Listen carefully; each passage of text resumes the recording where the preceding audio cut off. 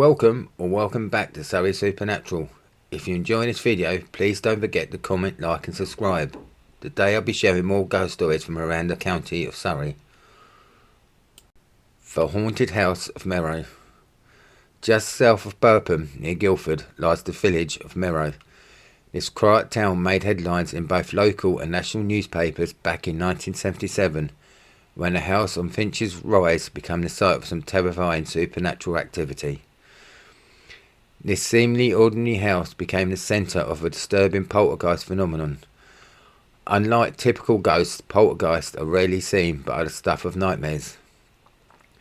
They are known for throwing objects, starting spontaneous fires, writing obscene or threatening messages, and smashing furniture or valued possessions. This kind of activity usually lasts for weeks or months, but often stops as suddenly as it begins. In this particular house in Merrow, the entity specialised in hiding watches, keys and other small items, or sometimes throwing them across the room.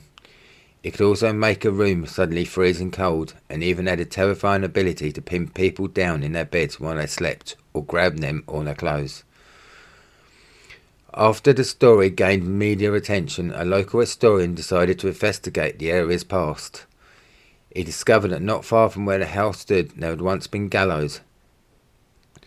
Exactly 200 years earlier, 3 men had been hanged for armed highway robbery.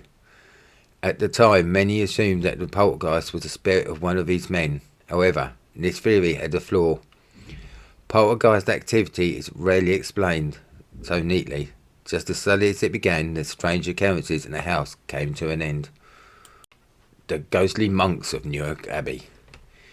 Moving on to the town of Send near Woking, there stands a humpback bridge over the River Wey. If you look across the fields, you'll see the ruins of Newark Abbey. Founded in the 12th century by a local landowner, the priory was dedicated to the Virgin Mary. For centuries it led a quiet existence until the reign of Henry VIII. Under his orders, the priory was stripped of its valuables, including its windows, lead roof and decorative stonework, leaving only its bare walls. To make matters worse, the king's artillery used the priory for target practice, throwing it at a location near Perford Church. The result is the ruins we see today.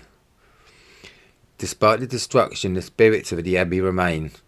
Several monks have been sighted walking along the ruins or along the riverbank. According to local tradition, some monks drowned in the River Wey. In the 1930s, a monk reportedly appeared at the local vicarage, although it was only ever seen once and never again. The helpful ghost of Peaslake. In the small village of Peaslake, nestled between Guildford and Dorking, there was once a helpful ghost known as Johnny Upfold. Unlike most spectral beings, Johnny was said to have a friendly nature. He would often complete household chores so long as no one was watching him. If he was ever spoken to, he would flee instantly. Some believe Johnny Upfold was a local manifestation of the Brownies, a fairy race known for assisting with household chore tasks, as long as they were treated well. However, these supernatural helpers could turn mischievous if offended, souring milk, spoiling butter and making life difficult for rural households. But was Johnny Upfold merely folklore? Perhaps not. The Upfolds were in fact a royal family from the area. Just 4 miles east of Peaslake, there is even a farm called Upfold Farm. Could Johnny have been a helpful young man in life, continuing his good deeds in the afterlife? We may never know. Thank you for listening. If you enjoyed this video, please comment, like and subscribe. Also, check out our playlist for more Surrey ghost stories. Bye for now, and remember, stay spooky.